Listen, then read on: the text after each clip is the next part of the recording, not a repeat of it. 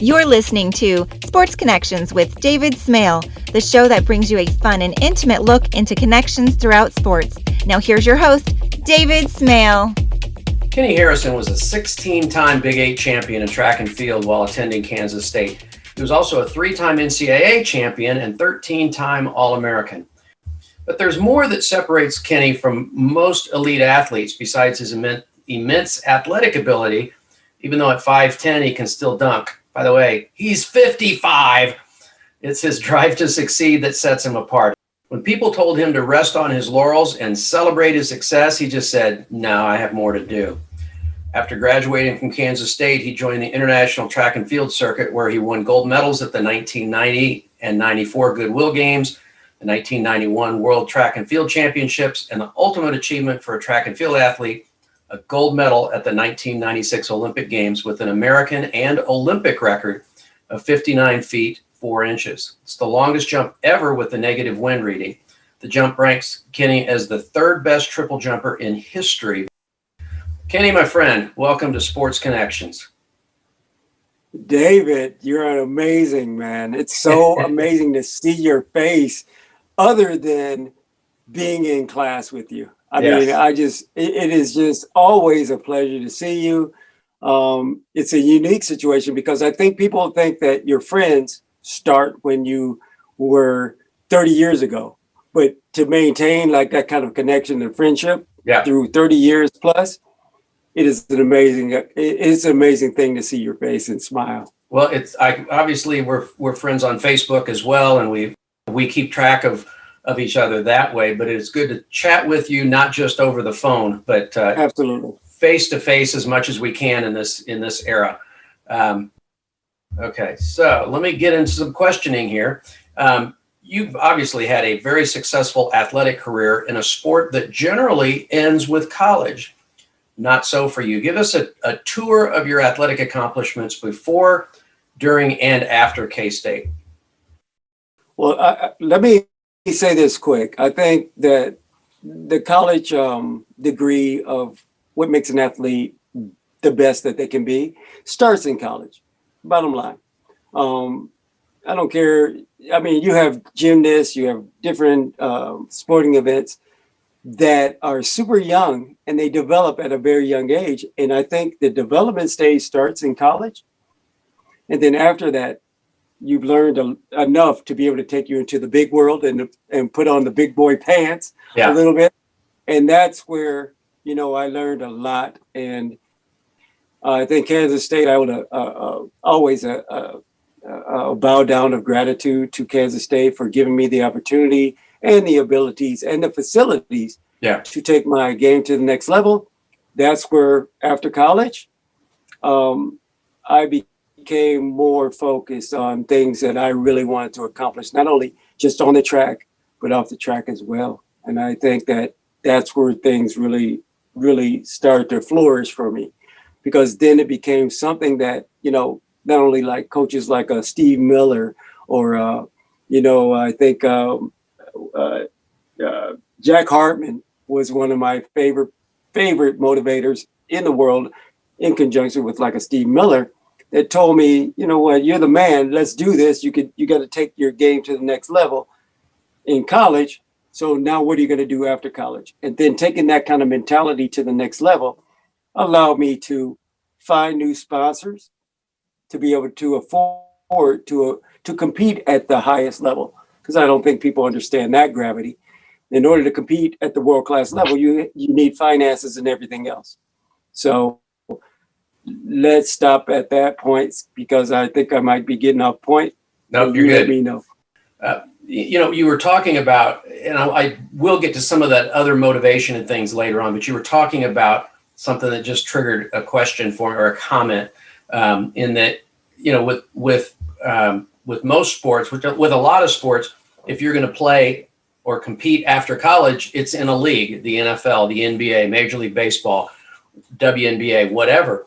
In track and field, if you're going to compete after college, you have to get sponsors. You basically have to market yourself as a viable entity that can be where the sponsors can make money by publicity and things like that. Just talk about that process a little bit. Right. And David, that's what makes things so unique in track and field. And what I love about it is it is simply about what is your performance level. It has nothing to do with, well, maybe it has something to do with looks and all these other amazing things that brings marketability to like television and everything else. But what I thought in track and field was, you have to perform at the highest level that people are going to recognize what you do. So when I go to track meets, if I go out on the track, I want the fans to just be like, wow, what was that? What did that guy do? I've never seen anything like that. I don't even know what it is. I don't know what it is or how he did it, but I want to see him do that again. And that's when I learned, the marketability about what track and field is, and that came through college and everything else. But the process of taking that marketability from college to the pro level or the mainstream global level was a little bit different, because I've traveled around the world at Kansas State University while I was also in college to compete at these different levels. And it's very difficult when you have like a Mike Conley and Willie Banks, and you got these amazing track and field Hall of Famers and legends that are competing at the same track meets with you. So in order for you to get to a track meet, you have to be not only the best at the track meet, you got to be the best in the world in all the events. It doesn't matter if you're the best triple jumper, a long jumper, or whatever it is. Your marks have to be better than everybody's, or at least in the top 3 of every track meet that you go to. So I learned that very early when I was in college at Kansas State, that, wow, I'm invisible. I mean, I can win all the national championships in college, which are amazing. But in order to be the best in the history of the world, you need to take your craft to that level to be the best on the track. So with that, it takes me to the point of like, how do you market yourself with good looks and smiles and all that other thing? That doesn't mean very much at all. Your performance means everything in track and field. Right. Now, Kenny, I got to ask you this. I never asked you this when we first met.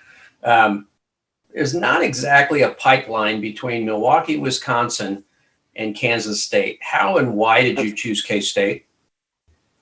Kansas State was, was the first college that came up to me and, invited me to their campus to go on a full ride and do walk through campus and everything else. And, I had opportunities to make the distinction between whether I was going to play basketball and go to maybe a Division I school to play basketball, and also go to a Division II to play basketball, just to get into college so that I can get my education and pay for that kind of thing during that scenario. But when I had the opportunity to go to Kansas State, I went there, and, our families traveled around the country for many years. And to go to Kansas State University, I was like, this place looks very similar to my community. Is so similar. And to have a person to recruit me, and I think a lot of the track and field people will recognize his name, Steve Miller, and Greg Kraft, who was at USC for many years, or not USC, but Arizona for many years. To be able to go to that university, they just felt like family to me. Yeah. And that's how I choose my universities. I don't choose my universities, or didn't choose a university on the fact that, they're a great track and field powerhouse, right, or they're a great football powerhouse. Right. I know that, and me personally, I know that I'm the powerhouse. If I go there, I'm going to be the best person on campus. Bottom line, that was my mentality. So I don't know if that was going to be right, wrong, or indifferent. My Napoleon complex that I think I've had my whole life is about I need to be the best on the campus, not just the best track and field athlete, not the best triple jumper, not the best long jumper. I want to be the best student. I want to be the best, your fraternity brother. I want to be the best on the campus to help other people to get better. And after leaving the campus, man, I fell in love with it. And I didn't look back. I didn't look forward to other universities or anything else after that. Lots of connections that you made at Kansas State. You and I have talked about Mitch Richmond and people like that. I'm told that there was one really great guy in one of your classes in your senior year who remains a friend today. Just talk about the people of Kansas State. It's a beautiful place with beautiful people. No beaches, but nice. No beaches, yeah. But everybody is amazing, in my opinion. And to go to a university where you have that ability to be around that kind of quality of people, with that, I was able to enjoy like everybody at Kansas State. But then I sat in a class, and I think it was one of my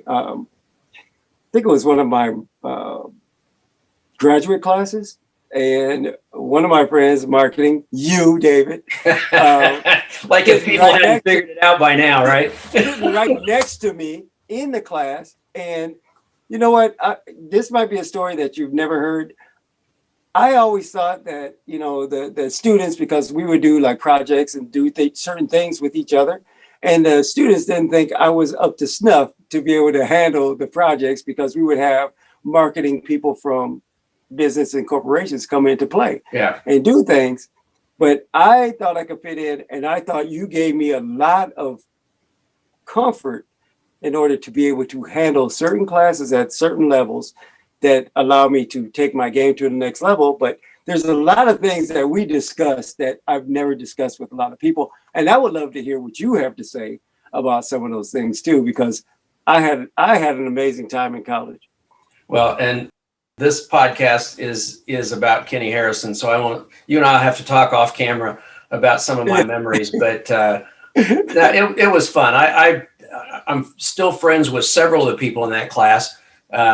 One of my early guests on this podcast was a media celebrity here in Kansas City for years, Kevin Keatsman. He sat right in front of us. Greg Sharp, who he may have already been the voice of the Wildcats when he was in that class. And there are quite a few media guys, well known to the people in this area, at least, who were part of that class. I couldn't tell you what the class was. We just had so much fun chatting and talking sports and things like that. It was just great fun. So I want to talk a little bit more about your career, though. As a competitor in an individual sport that doesn't get the publicity except once every 4 years, the normal goal is to reach the Olympics. Was that your goal? Well, my goal was, first of all, is, of course, my education to graduate. Second goal was to be an Olympic gold medalist. But the third and the final goal was to be Olympic record holder and the world record holder in my event. And, like I said, I had that Napoleon complex from when I was a kid, and everybody told me that I was too small to do things in high school. I was too small to be a basketball player. I was too small to be a world-class track and field person. And all these things that people used to say I could not do. And I mean, these things are coming from some of the best doctors and amazing physiotherapists in the world going through this process. And it kind of struck me like, how is that possible that they would think this way? But what I did is just put my head down and went to work. And my ultimate goal was to be an Olympic champion, to, make the Olympic team, to be Olympic champion, and then also be the best in the history of the world at what I did. Bottom line, so that I can go on and then I become an NFL player. And I was planning on doing that before 1988. I wanted to go play for the NFL, be a wide receiver or a special teams guy, and just be done with sports altogether and become marketing guru down the road. But things changed. Yeah. But that's what my goals were. So, And, and I'm sorry for the viewers and listeners who are looking at this and just going, he's jumping all over the place. I've got ADD. I've got to ask you, what is that? What is that plaque? You've obviously put that plaque over to your right there for us to see. What is that plaque? well, this plaque, without trying to be an actor, this plaque, this plaque is something super valuable to me because I just found this in my dad's home. My dad is 80 years old or 79. Shh, don't tell anybody. But this plaque is during the 1995 year, he rolled another one of his multiple 300 games in bowling. Wow. Of his career, and it is recognized by this plaque. And I was never knowing that my dad was still competing and doing stuff at such a high level at his age, because I thought I was the baby and I was supposed to show off for the family. Yeah. Because I was trying to be Olympic champion, I was world champion, and all this other stuff. But I didn't know that my dad was a world champion at what he was doing at that level. And what people don't understand, the gravity that it takes and the mentality that it takes to roll a 300 game, and the focus and the mentality of what it takes to do that is something that just transcended with me to let me know, wow, why maybe this might be why I am Olympic champion and what I was able to accomplish, because my dad showed me the way without throwing it in my face or doing anything to express it on television or for commercials or anything else. This was hanging up in my garage. Wow. And I had to take a peek at it, and it was like, oh my gosh, my dad was that amazing at what he was doing. But that 1995 year was the year that I took off to prepare for the 1996 Olympics.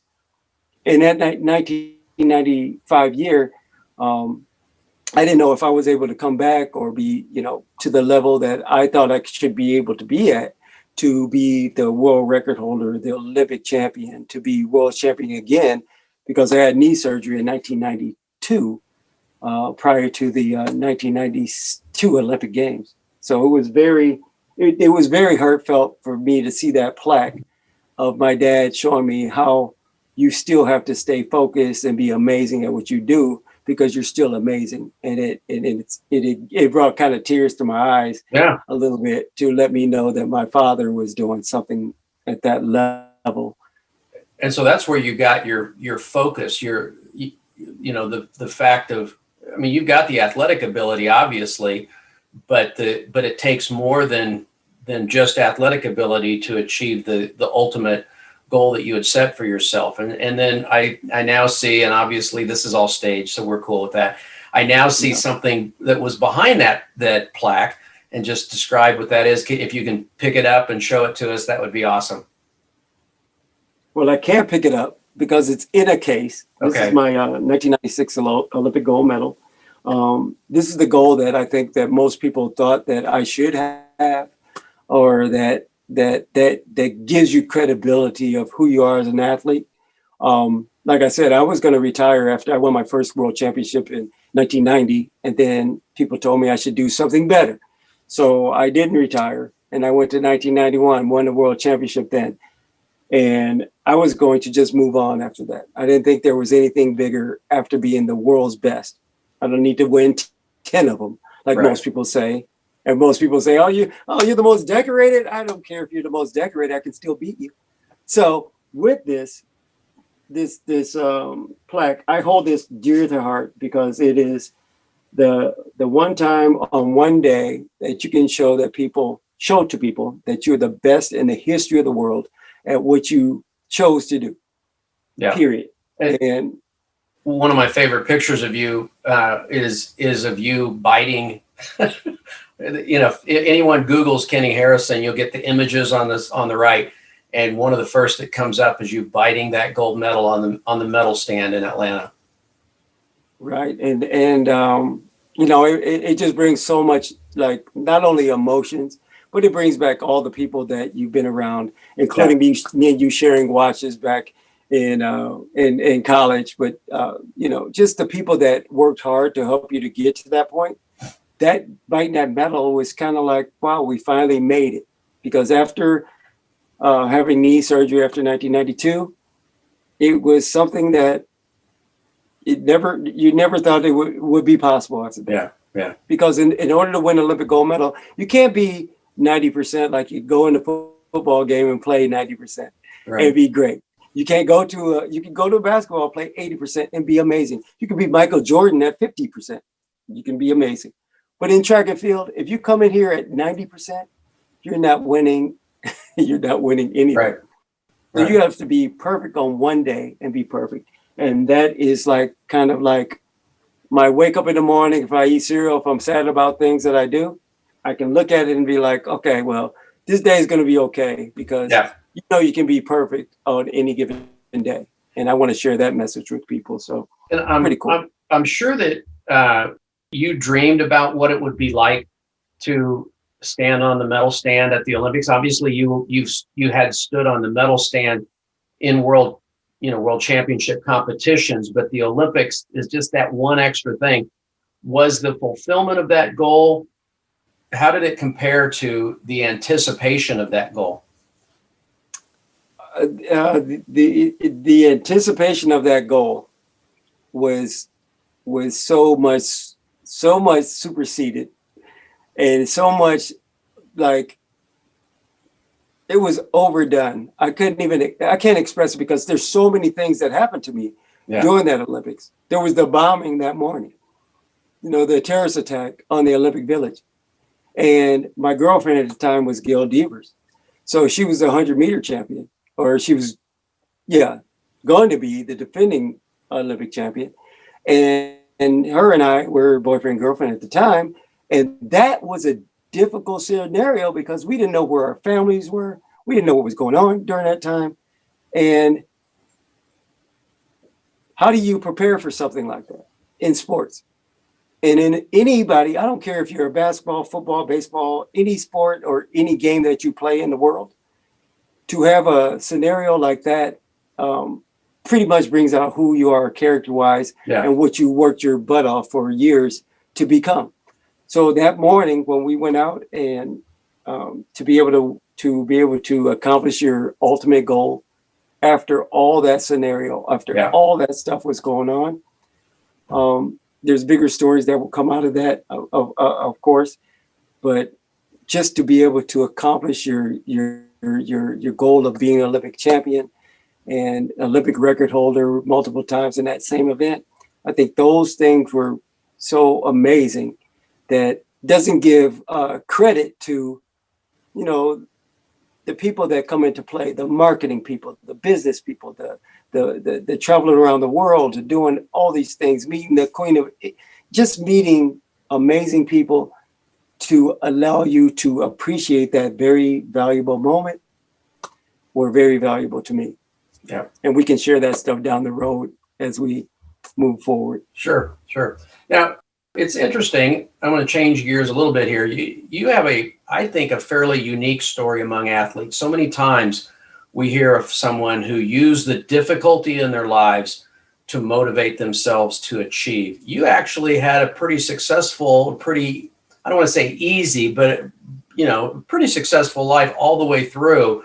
First of all, just talk about the blessings you had in your life, two very supportive parents who were educators, who stressed the importance of education, and then talk about what was your motivation to continue to get better in spite of your success. Well, this is an amazing thing. It's a story that's been untold. I have a hard time because I work with kids all over the world, from Cuba to United States to California to Italy to France to Russia. What is unique about my scenario is that I found out that kids that struggle, they work hard. Mm-hmm. But the kids that have a lot of talent, that have everything given to them, do not do anything because they already expect everything to happen for them. And that was the unique situation for myself. I always had everything I needed as a kid. And not to take anything away from the hard work that my father and mother provided for me because they worked so hard to put me in scenarios and raise me in an amazing community. That matter of fact, uh,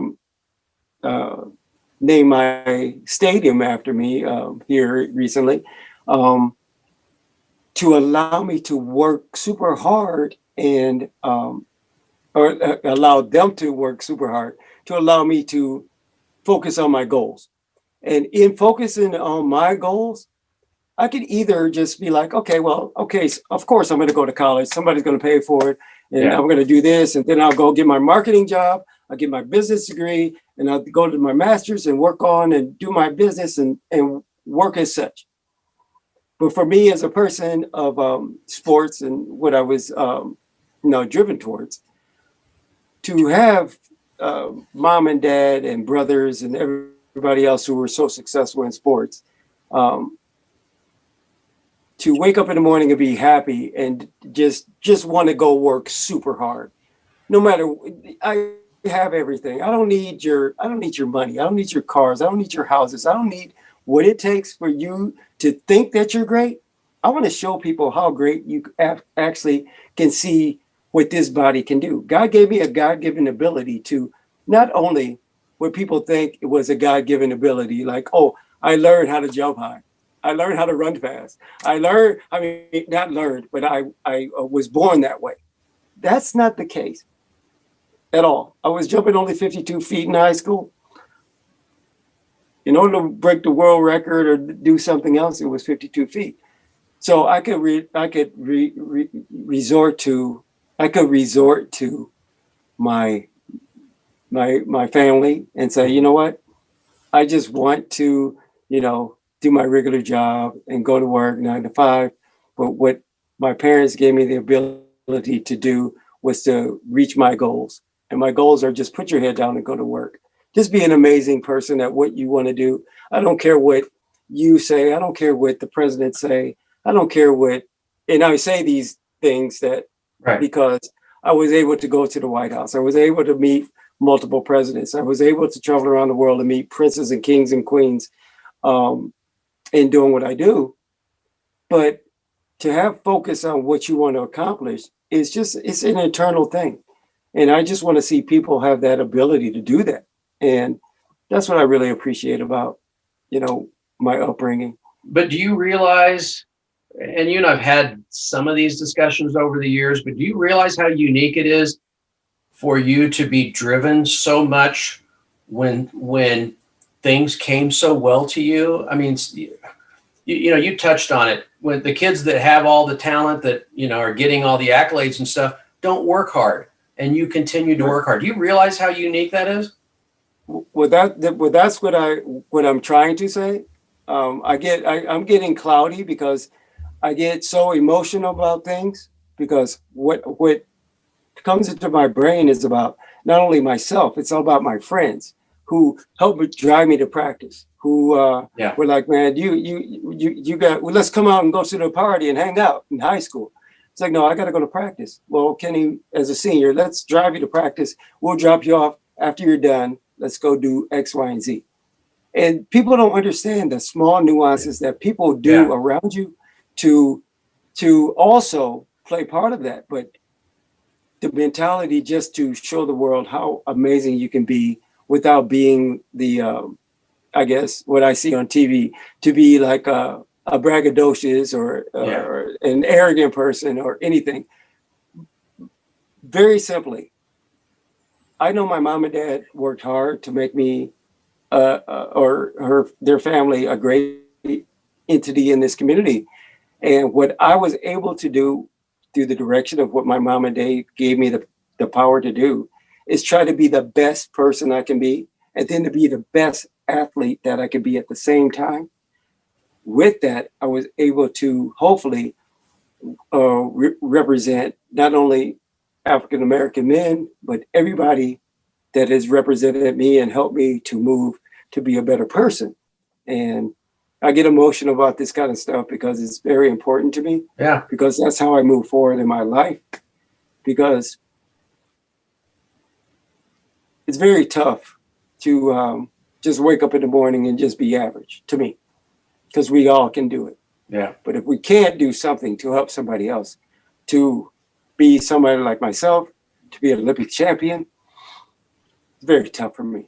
So How do you, I know that's what you're sharing with people as a consultant, as a public speaker, and all those things that you do. So I'm not going to ask you if that's what you're saying, but how do you share that? Because it's so easy for people who have success to rest on their laurels. How do you share that message with adults, kids, whoever? I think it's more valuable to do it by example. And I don't mean by example by throwing money at people. I don't think it's example by what car you drove up in before I gave a speech. It's by what you do every day. And you hug people, you share stuff with them. You don't say like I'm bigger and badder and stronger than you. And once you can do that with your community, not only by yourself, but if you can do that to a young man from Brookfield, Wisconsin, like multiple people have done with me as growing up, and bringing me into their breast and teaching me how, what it's going to take to get to college, to go to these different levels and do different things and be involved and share that information to make me Olympic champion. You don't just become Olympic champion because you can jump far. Right. And I think people get that confused. You don't get Olympic champion because somebody gave you a lot of money. It doesn't work that way. It does not work that way. The hard work that comes into that becomes part of your passion. And then in that passion, you give back to people. But the people that were giving me the love and support and just guidance and confidence to be the best that you can be, I think that's hugely important for me. Now, I know you lived on the West Coast for quite a long time, but you're back in Wisconsin now. You're back in your hometown of Brookfield, Wisconsin. What brought you back? Man, I've been around the world. I think we had passports back in the day of, they used to stamp your passport. I had a whole library of passports because you have to get rid of it after you get full. So I had a whole library in like 5 years, but I've been doing it for 25 years. But in doing that, I just wanted to see how amazing my body can be.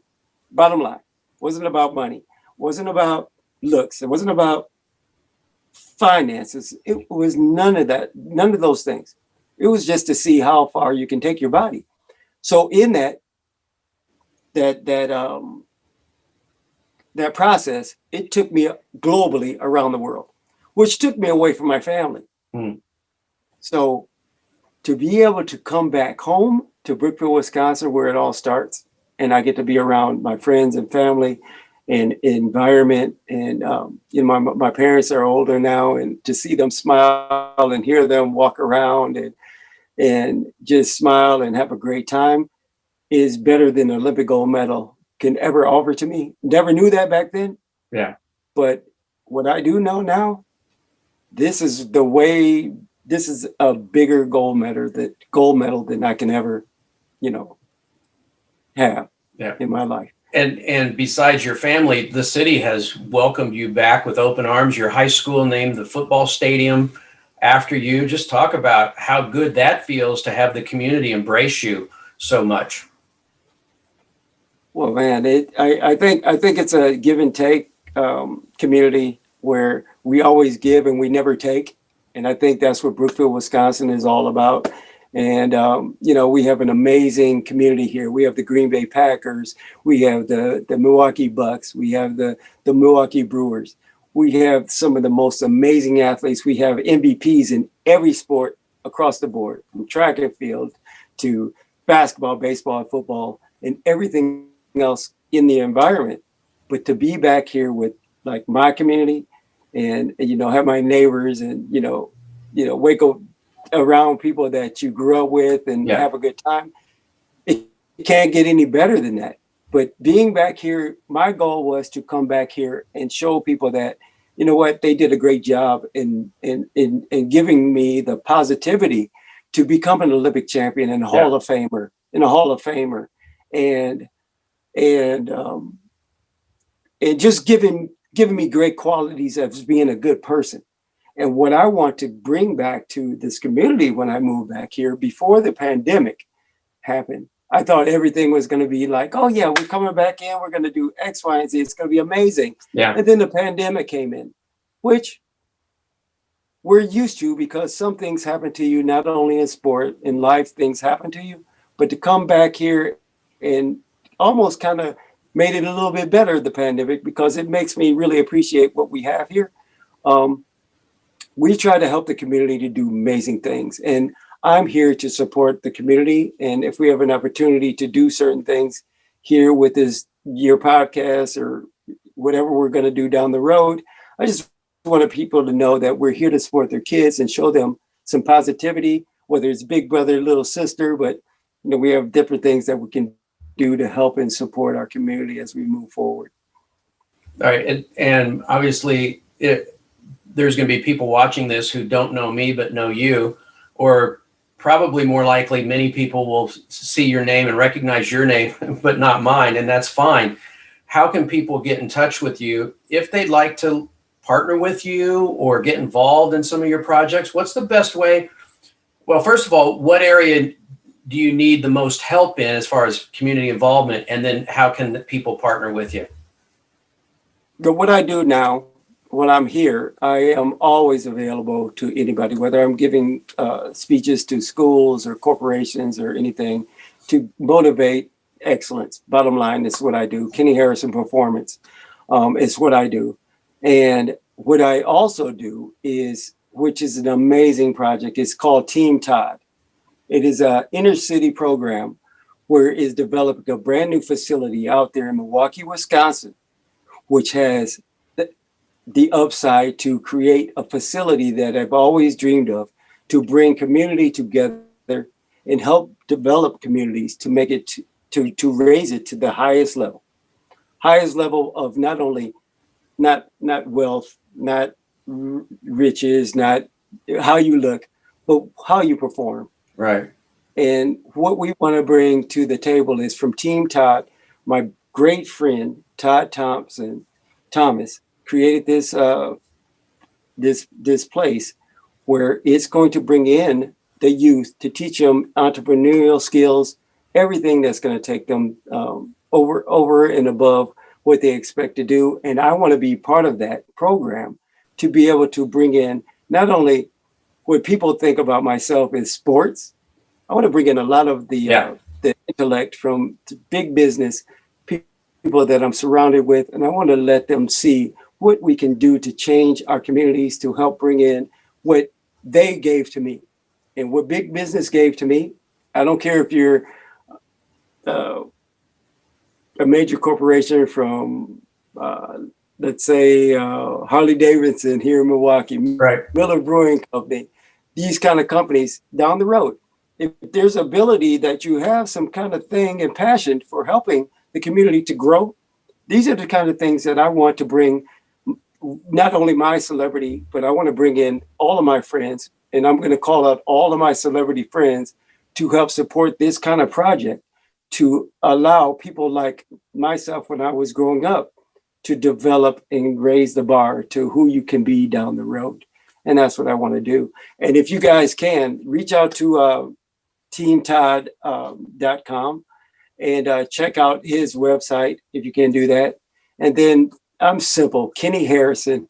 I am at ijumped594 at yahoo.com. And that is ijumped594 at yahoo.com. And that is my Olympic record. And that's what I jumped. So it's very simple to remember. And that's my personal email. And we can talk about anything that you want to talk about. And we can talk about helping our communities to be a better place. And I will vouch for that, not just because we've been friends for 35 years, but you respond to emails, and you're not the typical celebrity who sifts through and says, well, that guy can do this for me, or that person has this that I want. You respond to emails, and that's great. So Team Todd, TEAMTODD.com, and your email address, I jumped 594 at yahoo.com. Correct. All right. Correct. And I just want people to understand we're doing this podcast, and I love you, David, so much. It is an amazing thing, but I just want people to be more communal. I don't want, during this pandemic, I want people to understand that we don't talk at them. We want to talk with them. Right. And I just want to be that kind of a person to let people know that my door is always open to you guys, whether your kids are trying to get into college and get scholarships. I can help you to do that through Kenny Harrison Performance, as well as everything else. But just sit down and talk to me, take the time, and let's share our personal interests and move forward. Yeah, and the thing, what I see with this, Kenny, and a lot of my recordings are just catching up with people that, people want to hear about or something. This one's a little bit different because you have a cause to champion here. Is if maybe there's someone whose son or daughter failed at what they really thought was their the definition of who they are, and just needs a word of encouragement. I mean, what could be better to encourage your kid than a phone call or an email from an Olympic gold medalist and, Olympic record holder in an event? I just think that's, first of all, I appreciate you, my friend, for being willing to do that, being so transparent. Not very many people are giving out their email addresses on these podcasts, but being transparent and being willing to help people. Because as long as I've known you, you sat next to me, and I was a non-traditional student. I was in grad school, but we sat next to each other, and you made me feel like I was important to you in a way that, not a lot of people did. So I appreciate that very much. I appreciate you. Anything you want to wrap it up with? I would wrap this up with me by saying, I really do appreciate you. You're like I said, we sat next to each other. We keep in communication, and I just want people to understand the gravity of. I hope we care about each other during this pandemic. I hope we care about each other moving forward. I don't want to put this on a time stamp because of me talking about the pandemic, but I just hope that we care about each other as we move forward. And there's people out there let me say that again. Where people appear to be non-approachable, but I want you to approach any celebrity with heart and generosity that you want. And then I hope that they will receive it and give it back to you. I just want to give my hearts out to you guys and be able to help and support anybody in what they want to do, and just want to move forward and have an amazing 2021. Great way to wrap it up, my friend. Thanks very much for joining us. Thank you. Thanks for listening to Sports Connections with David Smale. Make sure to subscribe, follow, and rate the show from your favorite podcast platform. You can learn more about David Smale and his work by visiting davidsmalebooks.com. Don't forget to join us weekly for new episodes. Until next time.